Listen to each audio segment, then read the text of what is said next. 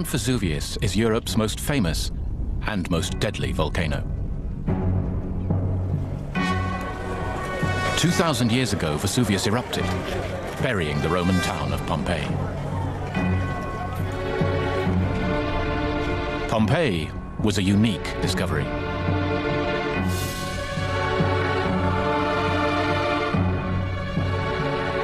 But now, archaeologists have found that Vesuvius had also struck 1,800 years earlier, with the same devastating results. By chance, they discovered two prehistoric skeletons, the first known victims of this earlier eruption.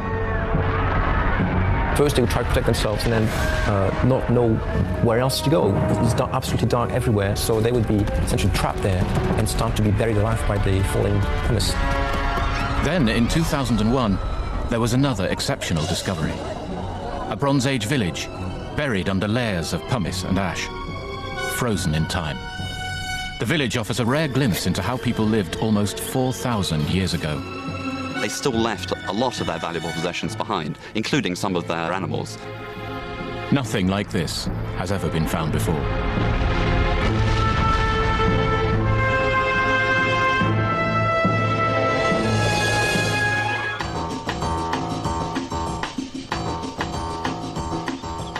In 1995, Italian archaeologists made a startling discovery. It was the very last day of an otherwise routine excavation of an ancient site in San Paolo Belsito, a town near Naples. The excavators were cleaning up, and totally by chance, came across a skeleton. They immediately called Pier Paolo Petrone, an anthropologist at the University of Naples. The first thing we did was remove all the earth and sediment, then the layer of volcanic pumice stones, which was a meter deep. We thought at first we'd found one skeleton, but then we realized it was two people, a man and a woman. Petrone could see straight away how these two people had died, from the position they were lying. They were huddled on their sides with their hands over their faces, and most importantly, were buried in a deep pile of pumice stones. These two people had clearly died in a volcanic eruption. It was a horrible death, undoubtedly caused by asphyxiation. From the way that their hands were covering their faces, it was obvious that these people were desperately trying to breathe and defend themselves from the incessant shower of pumice. The bodies presented a frightening picture of death by suffocation. It was like a snapshot of the exact moment that they died in this terrifying way. The skeletons were buried in pumice and looked very like other, more famous victims of a volcanic eruption. The bodies found in the Roman town of Pompeii, buried by an eruption of Vesuvius 2,000 years ago in 79 AD.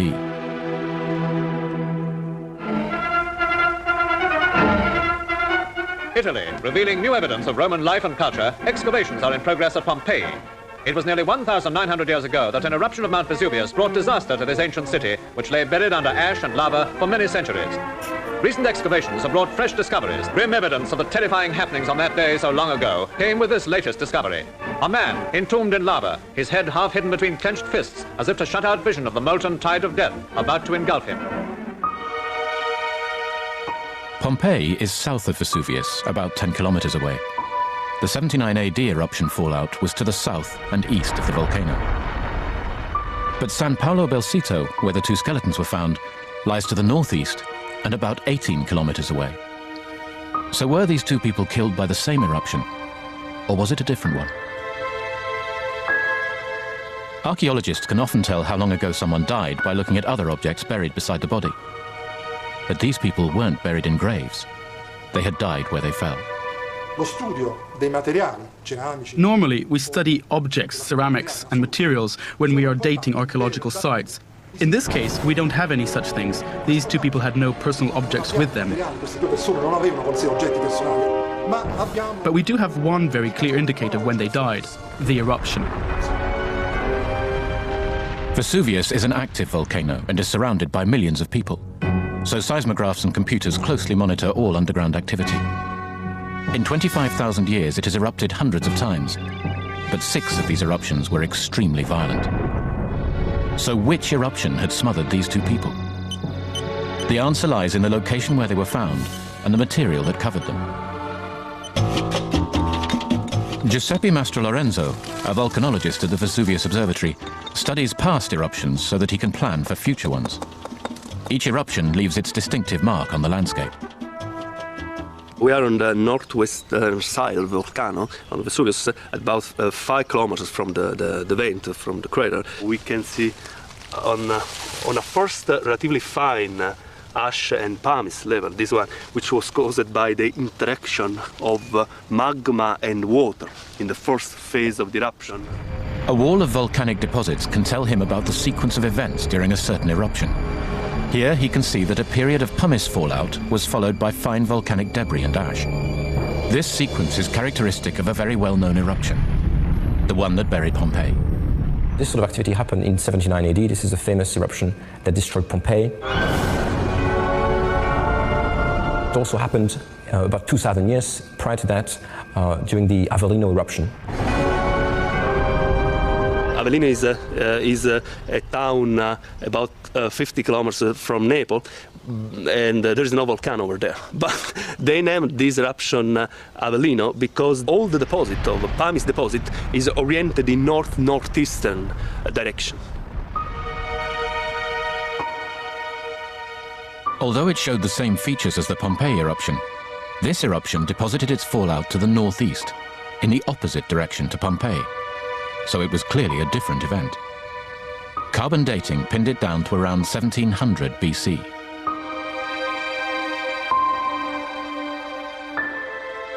The discovery of the two skeletons at San Paolo Bel Sito near Nola is of huge importance, because for the very first time, two victims of a prehistoric eruption have been discovered.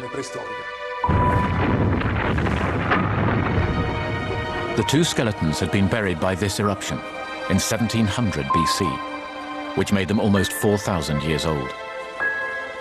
It meant the two people had lived in a time before recorded history. This was an exceptional discovery. But once it became clear how old they were, more questions arose.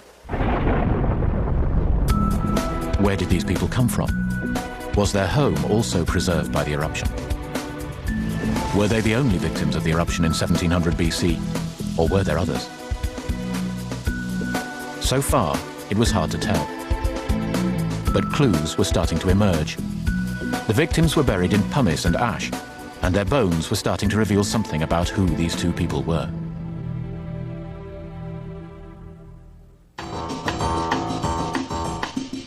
Anthropologist Pierpaolo Petrone could tell by studying their bones that he was looking at a man and a young woman.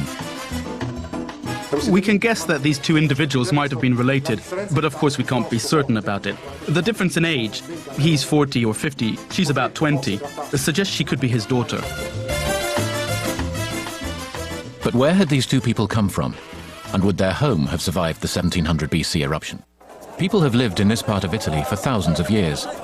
Archaeologist Claude Livadi has been excavating prehistoric sites for many years, and she had seen the skeletons found at San Paolo Bel Sito.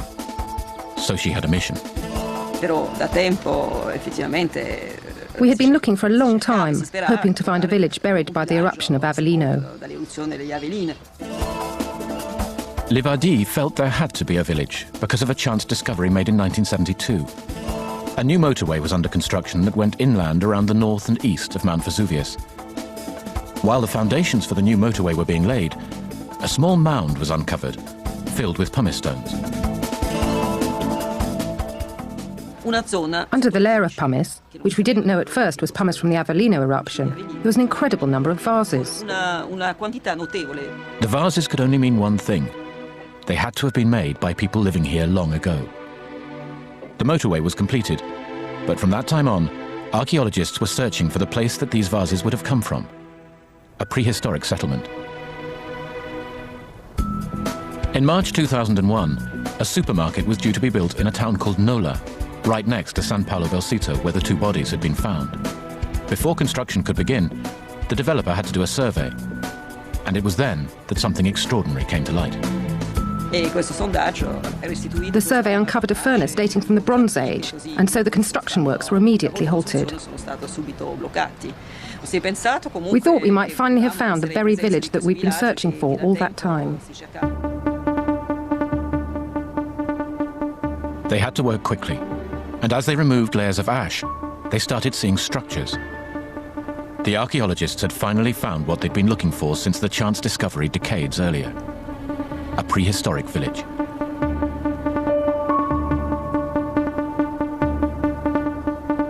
The skeletons were found only 2 kilometers away. Could this have been their home?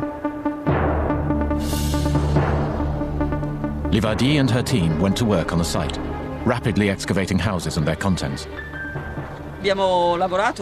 We started by working outside the huts, uncovering enclosures and traces of animals. After that, we worked on the huts themselves, first removing the pumice, then uncovering the straw walls and roofs, and then finally revealing the original structure of the huts themselves. Once they had uncovered the outside of the huts, they started emptying the insides, removing layer upon layer of muddy volcanic material. As they worked, it became clear that the interiors of the houses were largely intact, filled with all kinds of objects from daily life. We found ourselves in the middle of a village that had been abandoned in an instant by its inhabitants when the volcano erupted.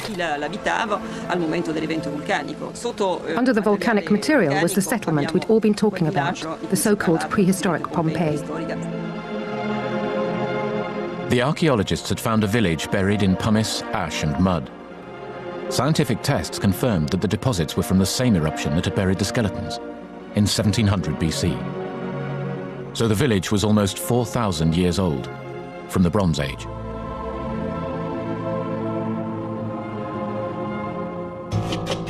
Professor Simon Stoddart is an archaeologist and specialist in the Bronze Age. He was curious about the discovery at Nola and went to see it for himself. Here we have a three-dimensional perspective of the Bronze Age. Normally, when a site is abandoned, it decays through time, people take away all the valuable items, and therefore the site is dismantled. Here, there wasn't the opportunity to dismantle the site. The Bronze Age lasted from about 2500 BC to 1000 BC. It was a time in history before the glories of ancient Greece and Rome, but long after the early European cavemen. This is when metal was first being used, between the Stone Age and the Iron Age. Already by this time, there are some considerable stirrings of complex development in the Aegean, in the Minoan and the Mycenaean period. But in Italy at that time, Bronze Age culture was less sophisticated. The Bronze Age in this area was a landscape of villages, small villages spread across the countryside, no larger than 1 or 2 hectares in size. Our vision of the Bronze Age is of parade armour and gold, particularly from areas like Ireland. Here you see what is normal in the Bronze Age, the daily life, people living their normal lives. A discovery like this, of a Bronze Age village where people had been living right up until the moment of a great disaster, is extremely unusual.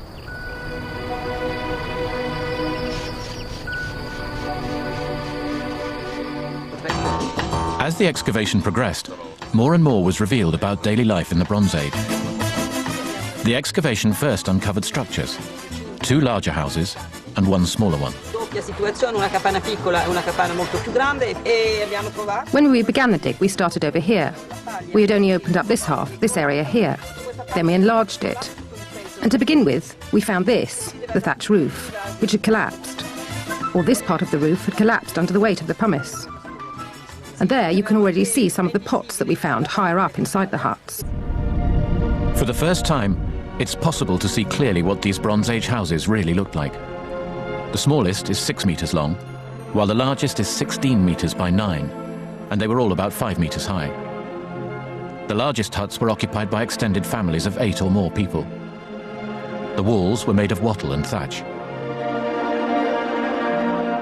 Inside, there was also an inner membrane, you could actually call it, of canes which contained the living inhabitants inside from the inclement conditions outside. Although, obviously, this couldn't cope with the eruption when it finally came, because that enveloped the whole site and preserved it.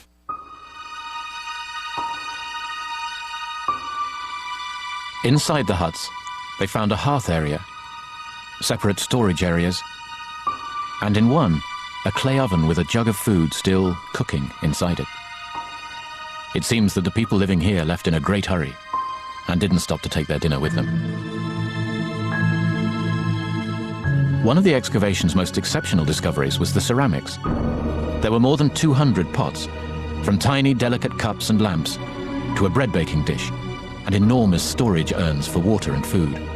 Some had huge handles so they could hang from pegs, while others rested on beautifully decorated stands, and most were in perfect condition. This is an exceptional discovery of Bronze Age relics. As the archaeologists explored Bronze Age lifestyles, Petroni was studying the skeletons to find out more about them. The 45-year-old man intrigued him. The fact that the male is around 40 or 50 is very interesting. It's really very old for the Bronze Age. It's a good indication of the state of health and hygiene of this population. If the man had reached this age, it might have had something to do with his diet. Petroni couldn't tell for sure what this man was used to eating, but evidence from the site gave him some clues and showed that some things have changed very little in almost 4,000 years. Cheese was something that particularly came to the fore in the Bronze Age. This is a famous area for mozzarella cheese in the local area of Campania. It may well have been sheep that were employed for milking. We have hanging in some of the storage areas of the site a joint of what seems to be a young cow, a young bullock, which must have been stored in some way that allowed it to be preserved. Such a haunch of meat could have been stored by drying, or it could have been stored by salting. Particularly the prosciutto crudo could have been a product that goes back way into the Bronze Age itself. The remains of dried meat weren't the only food that was found in the huts. The excavation also uncovered plant remains, which were preserved in the ash. There were grains, such as wheat and barley, as well as oak leaves, ferns, nuts, and vegetable fibers which were woven into cloth and string. From these imprints, the archaeologists could see that these Bronze Age villagers had been farmers, growing crops. It looks as though a species called durum wheat seems to have been present from the impressions that we have on the site. This would have been ground down, there's at least one grinding stone on the site, and stored as flour, ready for consumption.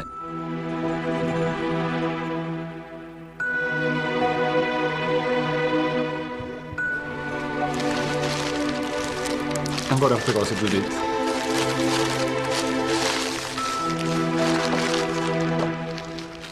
But the villagers didn't just farm.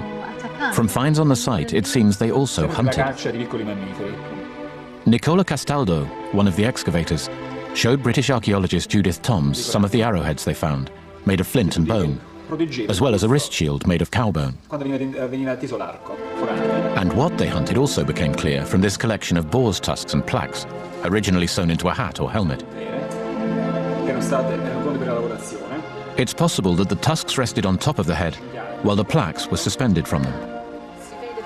The helmet may have belonged to a successful hunter who wore it to show off his skill, or perhaps to a shaman or priest, for whom the boar's tusks had special powers. A Bronze Age helmet like this is a rare and precious discovery.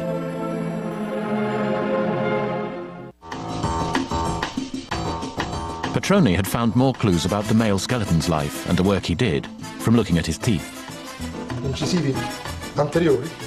Here are the back upper incisors, where you can clearly see a non-physiological abrasion, that is, wear and tear that wasn't caused by eating. It means that he used the cutting action of his teeth as a tool, so his teeth were like a third hand that he used when he was doing craft work. This man was chewing vegetable fibers to make baskets, textiles or matting, and molds of baskets were found on the site. And the ceramics can tell us about other daily habits, such as how the villagers ate their meals. These stands were combined with these cups, which rested on top of them, and people ate from the cups.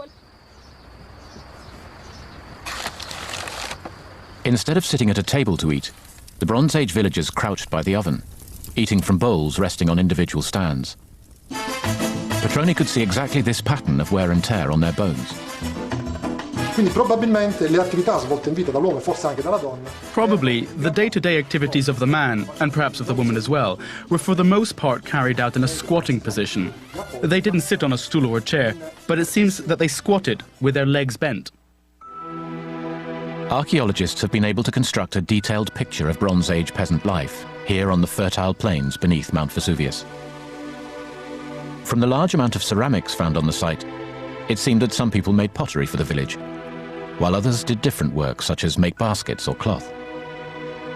Although these people grew crops and hunted, the Bronze Age villagers also kept pigs, sheep and goats, while cattle ploughed the fields. The Bronze Age village was more complete than anything archaeologists have previously found here. Earlier discoveries had only offered surface impressions or a handful of precious objects. They had never told us about the habits, lifestyles and living conditions of ordinary people.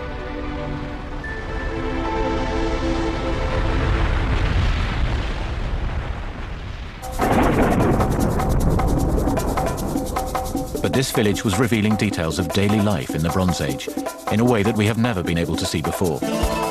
In this way, it opened an extraordinary window onto the past. And there was more to come. Soon the scientists would begin to work out what had happened on that fateful day that Vesuvius erupted so violently in 1700 BC. But first, yet more personal information was coming from the two skeletons found nearby. The man's skeleton had already yielded many clues. Now, the skeleton of the young woman was revealing intimate details about her life. What we can see from the woman's pelvis is that it's been under stress from pregnancy and giving birth.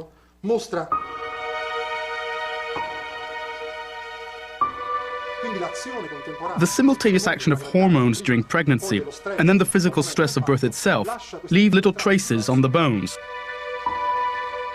In this case, there are signs of at least 3 births, perhaps even more. So even though this woman was young, about 20 years old, she seems to have already had at least 3 or 4 pregnancies. If this young woman was typical of her time, then women in the Bronze Age had many children. But while she had already been pregnant several times, despite her youth, her babies didn't necessarily survive. Allora, la scapola, che è quella che vediamo lì, è questo punto qua dietro. This is the shoulder blade over here, and this is the humerus, which comes from this joint, and from here the radius and ulna make up the forearm. Queste sono un radio e un'ulna che fanno parte dell'avambraccio. These are the radius and ulna that make up the forearm, and these are ribs from a little 6-month-old fetus. It probably died straight after delivery, straight after it was born. Probabilmente è nato e morto immediatamente. The fetus was found in a ceramic burial urn, buried in the ground just outside one of the huts. It was a random find. The archaeologists thought they'd found another pot on the site. In fact, when they excavated it, it became clear that the pot was broken and had been used as a burial urn. This is a femur. It corresponds to this part of the body, the upper part of the leg, while this bone, the tibia, corresponds to the lower part of the leg. Archaeologists believe that the Bronze Age custom was to bury fetuses close to the home, not in ritual graves reserved for adult members of the community. So when people lived in this village at the time, they could walk out of their huts and be near the graves of their little ones. Nel loro giardino potevano trovare le tombe dei loro piccoli. I feti sono rari perché si trovano. Fetuses are rare because the bones are so small, they often aren't preserved. It's an exceptional case, really, both because it was so well preserved and because it was placed in a burial urn and not simply discarded. It really was very memorable. The fetus was already dead when the disaster struck the village, but its parents were probably alive. And now scientists are piecing together what must have happened on that fateful day. They were looking at the after effects of a gigantic and very special kind of eruption. In Vesuvius, there's really the whole range of eruptive behavior. One type is when you only have lava flows being erupted from the summit crater. There, the lava flows pose the main problem and cause a lot of destruction. When Vesuvius last erupted in 1944, it was a lava eruption, which moved slowly down the slopes of the volcano, crushing everything in its path. Italy has added to her story of man-made agony a new chapter of disaster. The most famous volcano in the world is the uncomfortable neighbor of one of the world's loveliest scenes, the Bay of Naples. Nearby, towering Roth, Vesuvius. Year after year, Vesuvius presents a figure of smoldering menace. Some year, this year, it stirs in restless impatience. The little villages below look pleasant and peaceful, but in a few hours, they will be gone.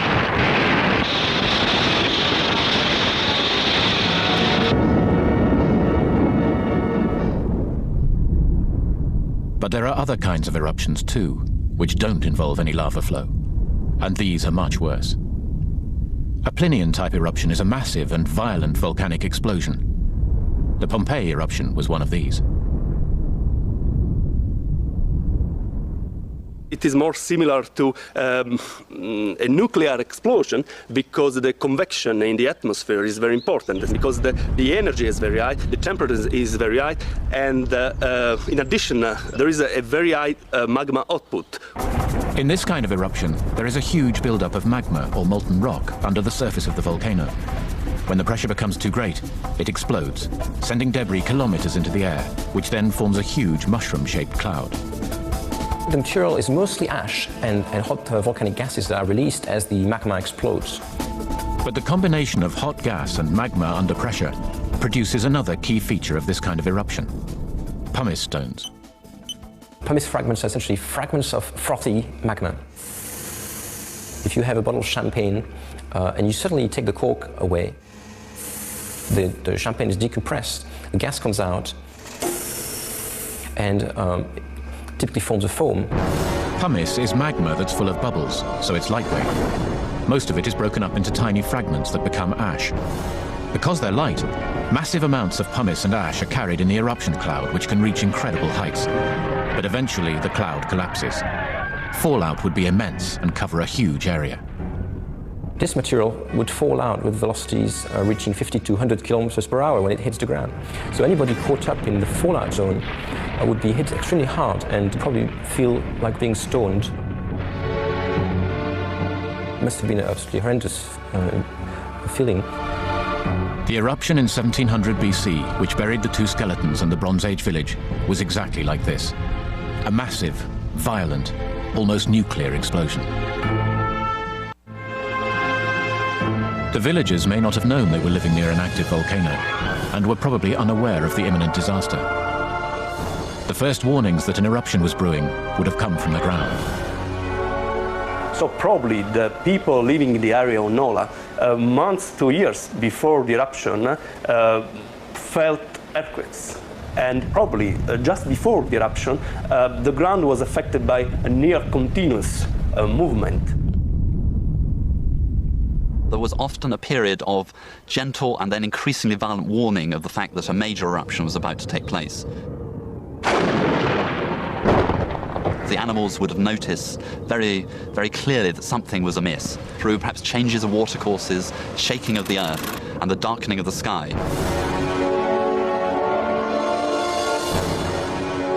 From the geological evidence, it seems that Vesuvius erupted a 35-kilometer high column of hot gas and fragments. The first Nola villagers would have seen was a giant cloud full of volcanic debris bursting up from the mountain.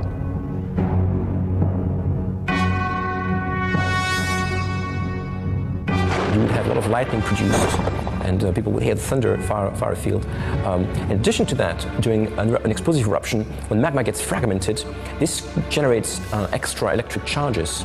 And this is rather spectacular to watch because the eruption essentially formed the sort of worst possible thunderstorms. We can imagine that as the cloud grew, it spread over the village. The villagers would have found it hard to breathe and may have taken refuge inside the houses. But as more pumice hurtled down, the roofs would have started to collapse. At this point, they may have attempted their escape. First, they would try to protect themselves and then not know where else to go. It's absolutely dark everywhere, so they would be essentially trapped there and start to be buried alive by the falling pumice.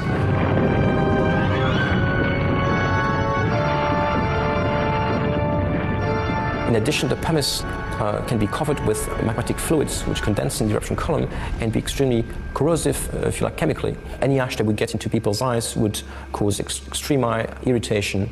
That would be extremely painful. This is a terrible experience because the people in the area affected by the fallout of pumice are in complete darkness because of the high concentration of particles in the area. So they can see anything, they just are subjected to a continuous impact, the continuous impact of pumice. The first phase of the eruption lasted about 10 hours, during which there was continuous fallout of pumice stones. This was followed by a fallout of ash, which might have lasted several days. The eruption cloud would have filled the sky for miles beyond the volcano. For the Bronze Age villagers, it must have felt as if the world was ending.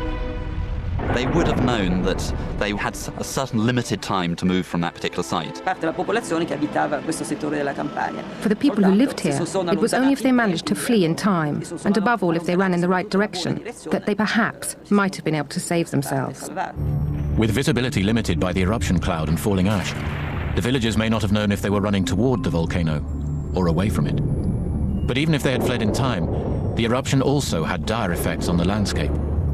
Trees were stripped of all their leaves and coated in ash. Rivers were polluted, and water was undrinkable. It would have made it almost impossible to carry on living here. The volcanic gases accompanying the eruption would combine with moisture and form the volcanic equivalent of acid rain. The 1700 BC eruption submerged the Bronze Age village, 16 kilometers away from the volcano. Remains of the fallout have also been found around Naples, 20 kilometers from the volcano, and even further away. So even if the villagers fled in time and ran away from the volcano, they would have had little chance of finding safety. I doubt whether they really managed to survive in the end. I think that the impact of the eruption was so enormous that it would have made survival very difficult in this whole area. And the impact didn't end with the ash fallout. There seemed to be a succession of phases of eruption. First of all, the lighter pumice, which infilled various areas, but most importantly, a flow of mud, which seems to have entered some of the houses and ultimately protected the various fragile elements that formed the house itself. Remarkably, the eruption didn't destroy everything. Heavy rain during the eruption caused mud flows, which in turn allowed the abandoned village to be preserved.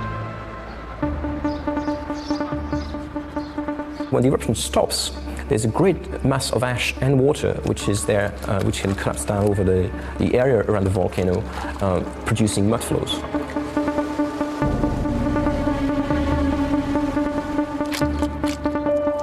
Inside the houses would have been filled up with ash, and so this would essentially protect the walls, and the shape of the wall would imprint itself. You would essentially have a mold of the house.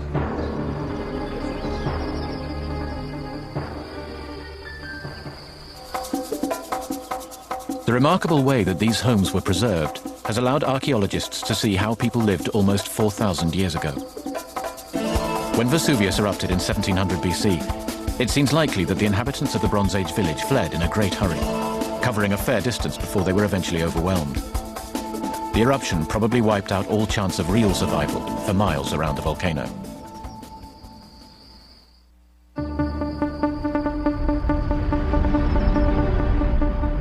Up to 100 people may have lived in the village.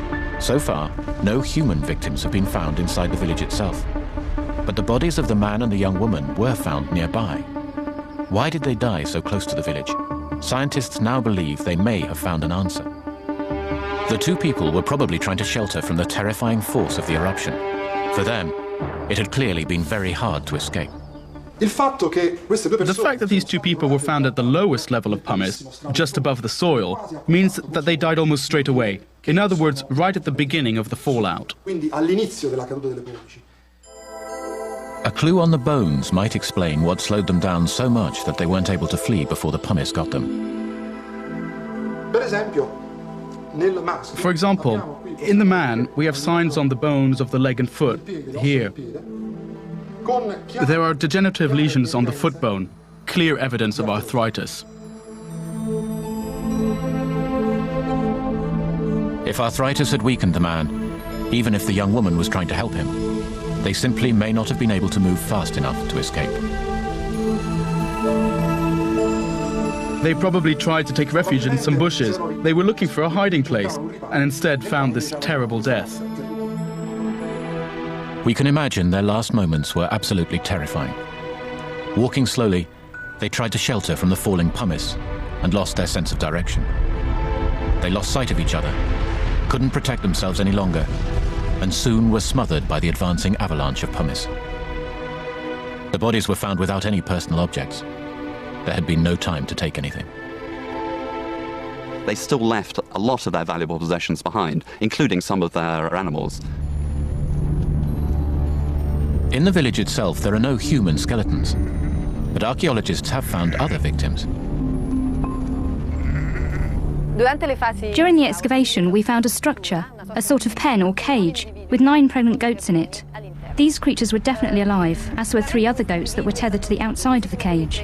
We know they were alive because they were all at various stages of pregnancy, and they definitely died in the eruption. Perhaps the villagers assumed the pregnant goats wouldn't run fast enough, so they didn't bother releasing them.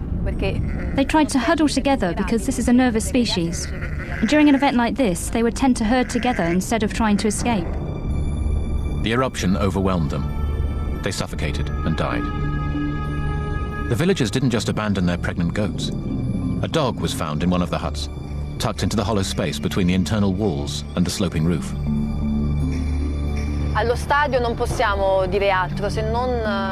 It was probably alive at the time of the eruption, as were the other animals we found here, such as the goats, and it was probably trying to escape, but instead it ended up hiding here because it was so frightened. Evidentemente durante l'esplosione, la fase esplosiva, un po' per timore, forse si era nascosto. The dog might have thought it would be safe in this narrow space, but instead it was buried alive.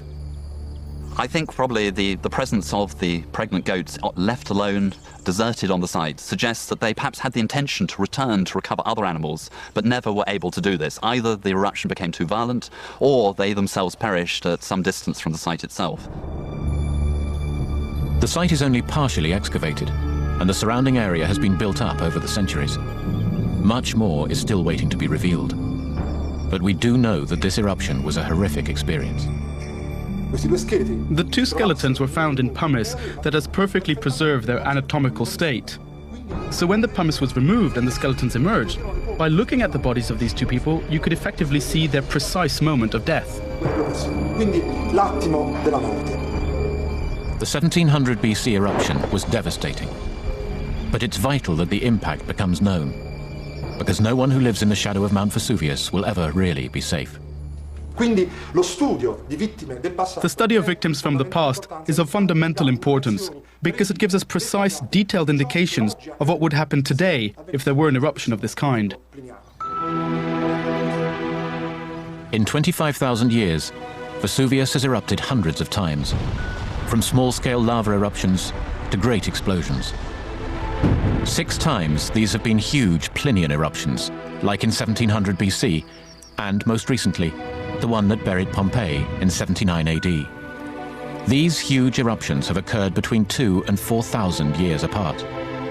But with volcanoes, you can never be sure when the next one will be. So, for people who live here now, the fate of the 2 skeletons and the Bronze Age village are a chilling foretaste of what may happen in the future. The only one protection against a violent explosive eruption is the complete evacuation of the people. In 79 AD, Vesuvius destroyed towns to the south of the volcano. In 1700 BC, it blew in the other direction. Most importantly, remains of that eruption have also been found around modern-day Naples. Vesuvius has been quiet since 1944. But at the monitoring center, they watch for any warning signs that the volcano is stirring. We can infer that probably tens of thousands of people were living around Vesuvius. Now the situation is completely different. If we consider also the town of Naples, we have to consider that 2 million or possibly 3 million people may be subject to volcanic risk in this area. No one can predict when the next big eruption will be, or in which direction it will go. All they know is that it will happen someday. And this time, millions of people may be at risk. The Bronze Age skeletons and their village tell us so much about how people lived almost 4,000 years ago. But perhaps the most important lesson is why they died. The eruption was too great for them to reach safety and survive. So the next time Vesuvius erupts, will the people of Naples be ready?